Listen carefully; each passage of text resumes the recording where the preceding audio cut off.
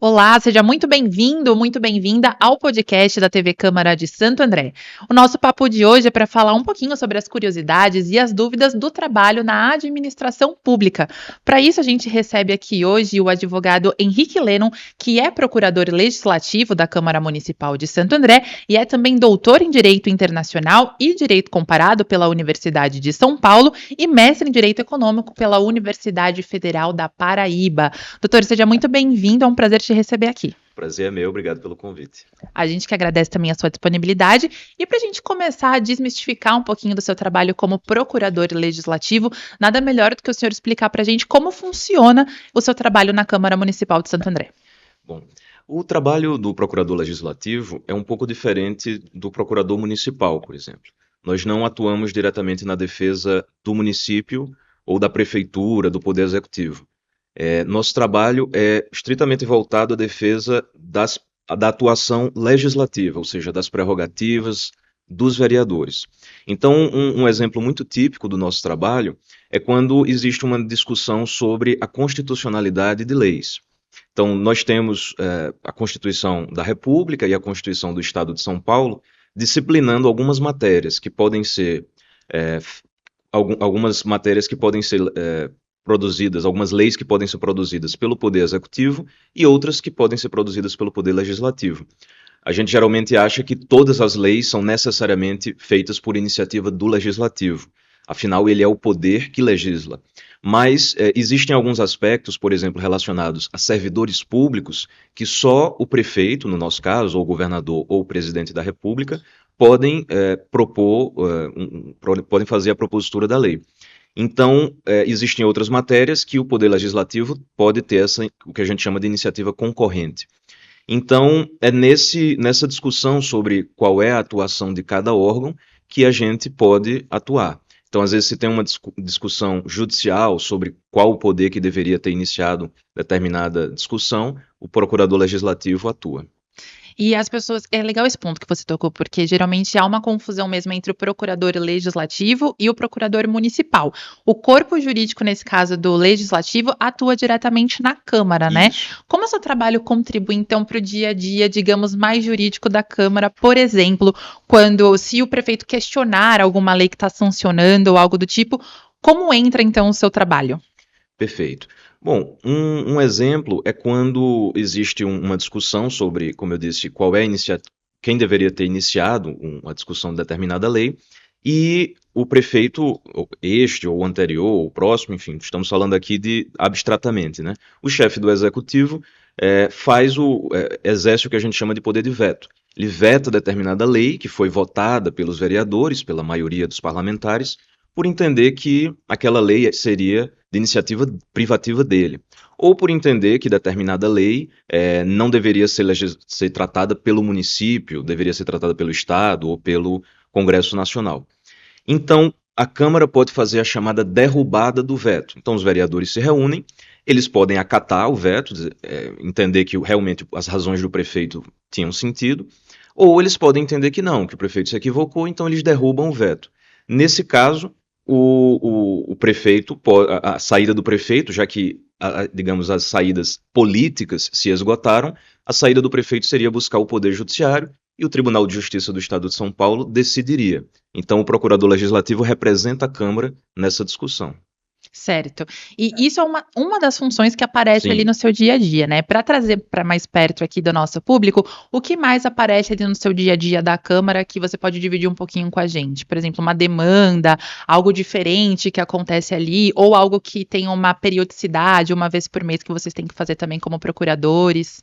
Bom, a gente tem uma atuação também relacionada às chamadas ações populares, ou os mandados de segurança, que são hipóteses em que alguns atos da Câmara, alguns atos internos são questionados. Isso, a própria Constituição garante que qualquer cidadão pode questionar atos do poder público, genericamente falando, e a Câmara pode ser chamada a fazer uma defesa de um ato que ela praticou.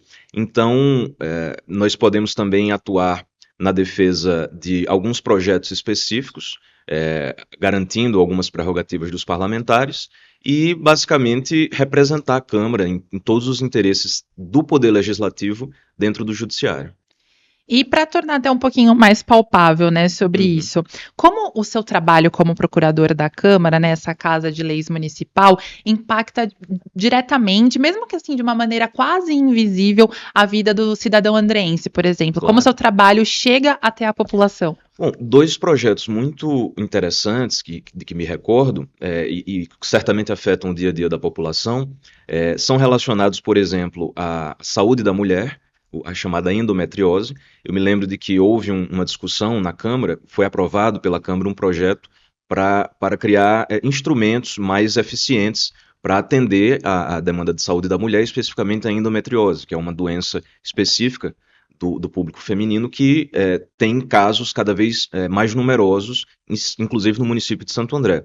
Então houve uma discussão judicial em que o Tribunal de Justiça de São Paulo inicialmente considerou que essa lei seria inconstitucional, mas como procurador eu tive a oportunidade de buscar o Supremo Tribunal Federal representando a Câmara e o STF no fim reconheceu que a Câmara tinha, que os vereadores poderiam votar, poderiam ter a iniciativa desse projeto. Então foi muito interessante ver algo concreto. Então, assim, saindo um pouco, digamos, dos tribunais, ver que a população feminina do município de Santo André pode contar com esse projeto que foi votado pelos vereadores, uma iniciativa dos vereadores, também em que nós tivemos uma contribuição. Então, isso é bem gratificante ver essa concretização também na nossa atuação.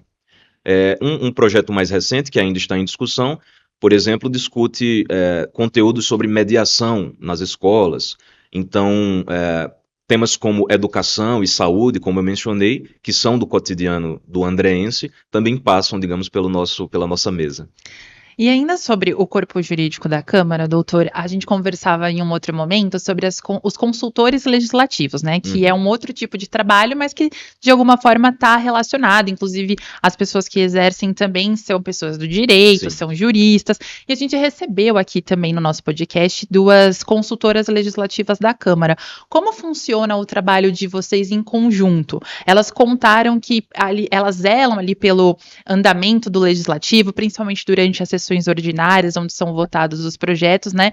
Mas dentro de todo desse time, né, que compõe a Câmara, como funciona o trabalho que tem mais em comum, que tem diferente? Bom, a grande diferença é que, embora ambos sejam advogados, sejam profissionais do direito, os consultores atuam da Câmara para dentro, se fosse simplificar, e os procuradores atuam da Câmara para fora, ou seja, quando há necessidade de discutir internamente o projeto de lei ou fazer a votação, são os consultores que orientam. Os consultores também orientam matérias como licitações, as contratações da Câmara, questões relacionadas a servidores públicos. Então, toda a gestão interna, eles fazem a orientação jurídica. Mas a partir do momento que essa questão, como a gente diz, se judicializa, ou seja, ela passa para o Poder Judiciário também, aí atuam os procuradores. Então, os consultores fazem essa atuação interna, essa orientação interna, digamos, preventiva, e os procuradores fazem essa representação externa, perante a vara civil, a vara da Fazenda Pública, o Tribunal de Justiça e o Supremo Tribunal Federal. Então, se tem um caso ali mais complicado, digamos assim, precisa escalonar, e escalona para vocês. Aí, pensando nisso, queria saber qual foi o maior desafio. Você está há 5 anos aqui, não é? Na Câmara eu estou há 2. Há 2 anos na Câmara. Então, nesses 2 anos, que já é um tempo considerável, Sim. qual foi o maior desafio aí que já caiu na sua mão, da porta para fora, que Da você porta precisou aí trabalhar bastante para resolver? Isso. Na verdade, é muito interessante, isso, digamos, é um dado objetivo, que o Tribunal de Justiça de São Paulo tem uma orientação, digamos, como a gente chama, jurisprudencial, né? Ou seja, a tendência de julgamento daqui do Tribunal de São Paulo é mais restritiva que a que nós encontramos no Supremo Tribunal Federal. Então, no início foi um desafio para que nós levássemos os casos que nascem no Tribunal de São Paulo para o Supremo Tribunal Federal. Então, hoje, até por uma mudança dos próprios colegiados dentro do Tribunal de São Paulo, nós vemos que há um acolhimento maior para as leis votadas pelos vereadores. Um entendimento de que eles também podem votar determinadas matérias que não seriam apenas do Poder Executivo. Então, inicialmente, eu acho que essa foi a grande mudança que nós observamos, né, de levar a situação para o STF. Então, resumindo, nosso papel é, às vezes, traduzir a linguagem política para a linguagem jurídica. Imagina essa tradução que já é complexa, porque a gente está falando de duas linguagens complexas, e traduzir ainda de uma maneira que fique, que todos possam entender, né? Não só quem está ali no mundo do Isso, legislativo e nem só no mundo do jurídico. isso. Uma outra curiosidade que me ocorreu, doutor, em relação àquela diferença que a gente comentou, né, no começo do programa, da diferença do consultor, do procurador legislativo para o municipal, é o tipo de atuação, né? E aí, o senhor me corrija se eu estiver errado, tem duas atuações, que é a forma contenciosa, quando o procurador defende o município, e a consultiva, prestando assessoria jurídica. Geralmente, isso fica mais com o procurador do município mesmo, o procurador municipal, ou tem alguma semelhança com o trabalho do procurador legislativo? É interessante que na Câmara a gente tem uma estrutura de consultivo feita pelos consultores e a estrutura de contencioso que é feita pelos procuradores legislativos. Mas nem todo contencioso que envolve o município de Santo André é feito pelos procuradores legislativos. Existe uma área de atuação muito ampla dos chamados procuradores municipais, ou seja, são servidores da Prefeitura de Santo André, vinculados à Secretaria de Assuntos Jurídicos, e é uma carreira totalmente distinta da nossa. Então, nossa atuação é para a Câmara como poder legislativo. Todas as vezes em que a Câmara é tratada como uma estrutura administrativa do município, então isso fica a cargo dos procuradores municipais. Um caso bem cotidiano, para ficar claro, é, por exemplo, se acontece um acidente de trânsito envolvendo algum veículo oficial. Se esse veículo, mesmo que esse veículo seja da Câmara, e o munícipe faça um processo judicial envolvendo o município de Santo André, não é o procurador legislativo que vai fazer a defesa. Porque, nesse caso, o interesse não é do poder legislativo. O interesse é do município como pessoa jurídica de direito público. Então, quem faz a defesa, nesse caso, nesse interesse patrimonial, é o procurador do município, vinculado à prefeitura. Então, nós realmente só atuamos naqueles casos em que o poder legislativo precisa se defender de forma autônoma, de forma independente do poder executivo.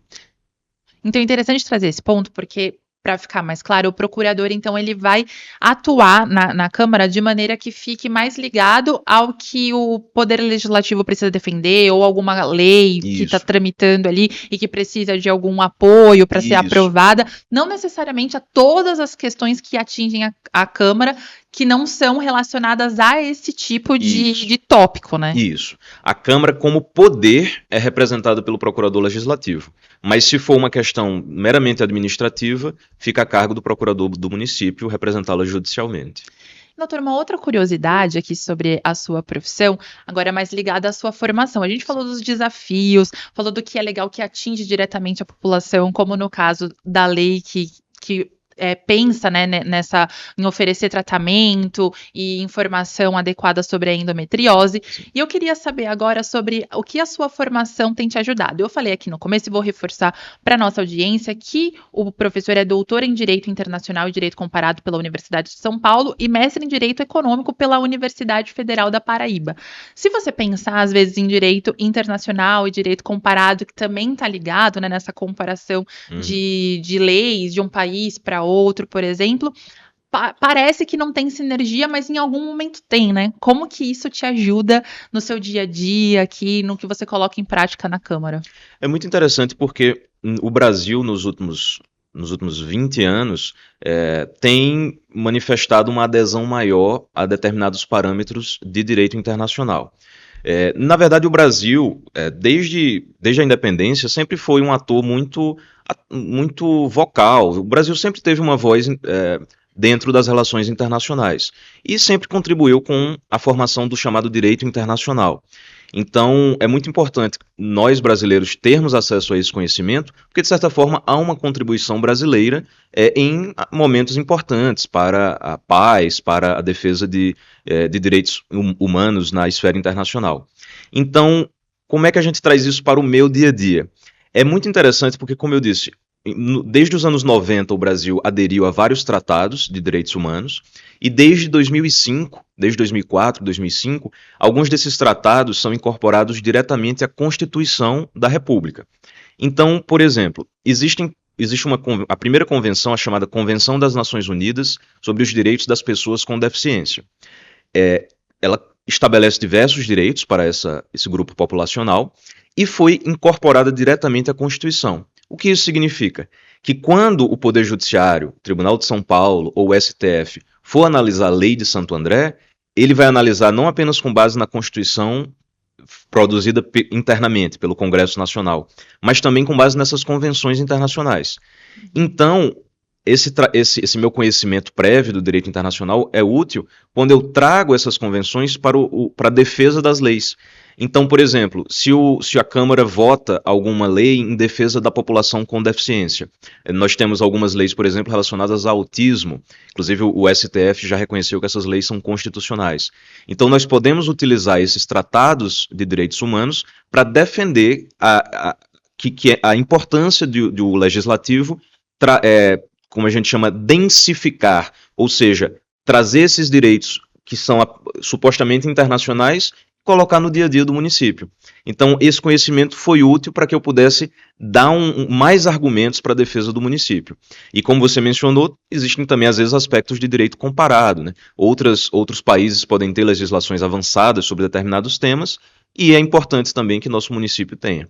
Então, nada muito distante do trabalho, né? A gente sempre tenta trazer algo para o dia a dia para ajudar tanto a realização das atribuições dos vereadores e também ajudar a concretização dos direitos dos munícipes. No final das contas, tudo de alguma forma se interliga, né? Isso. Nessa resposta você disse também que o senhor disse que tem isso de usar na defesa, né? De quando Isso. o poder legislativo precisa do uso na defesa. Mas um conhecimento tão rico, de alguma forma, pode ser usado antes da casa precisar dessa defesa? Por exemplo, tem as consultoras.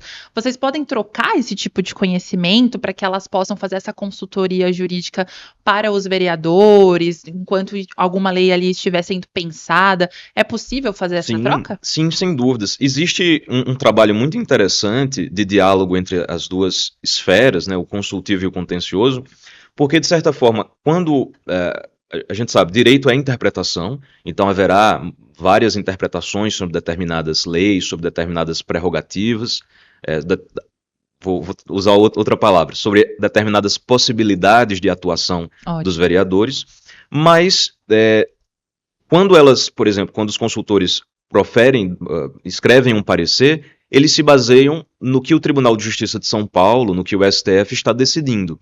Então, de certa forma, é possível utilizar precedentes, né? Uma palavra que às vezes sai na imprensa também, a chamada jurisprudência do Tribunal de São Paulo, do STF, para escrever pareceres.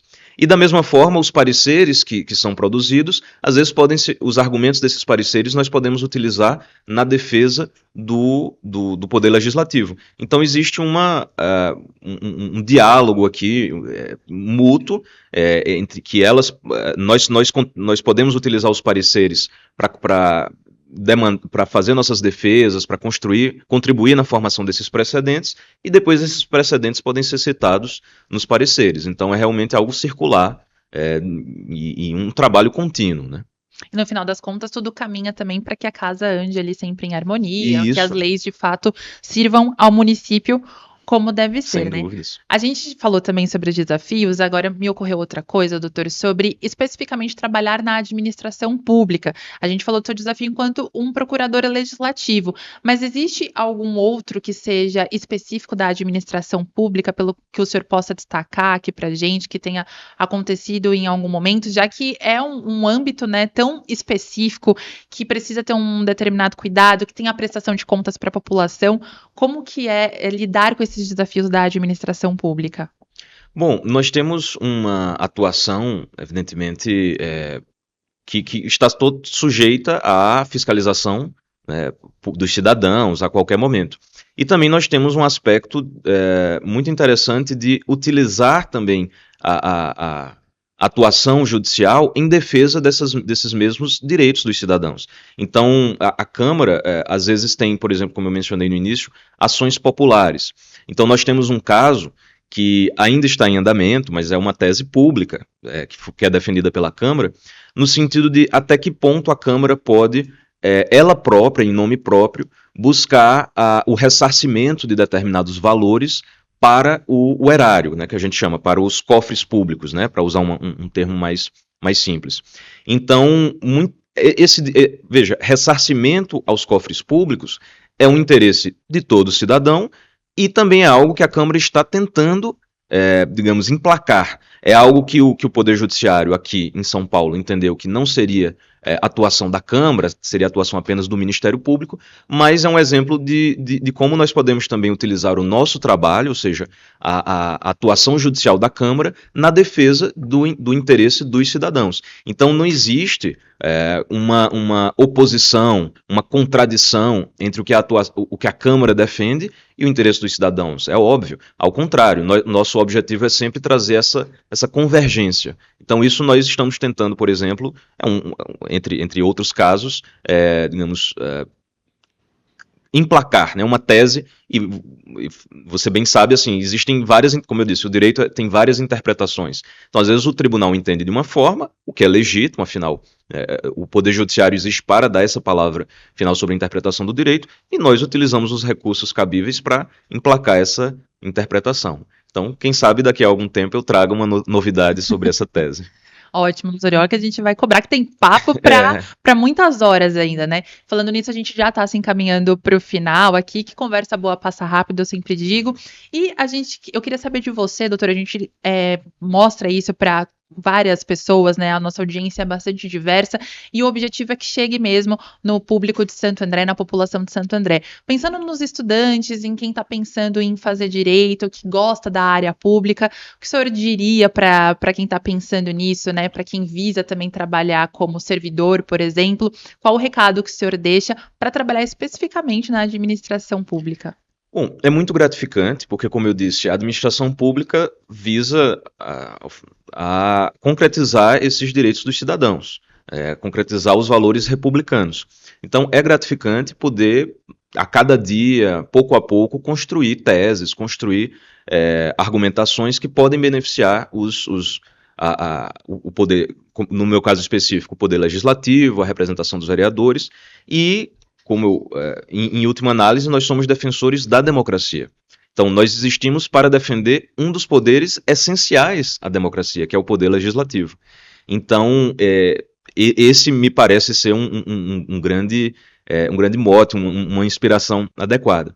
E é muito interessante até que grande parte do nosso trabalho como procuradores legislativos, como eu mencionei, é a defesa das leis, ou seja, nós trabalhamos com controle de constitucionalidade. Então, para quem está ouvindo e é estudante de direito ou pretende fazer direito, esse tema, controle de constitucionalidade, nós vemos no início da faculdade e depois não retomamos. Parece ser uma coisa apenas introdutória ou algo muito distante. Então eu falo isso até porque eu, como advogado, não tratava tanto, ou quando eu iniciei minha carreira, e achava que isso era, como eu disse, algo distante.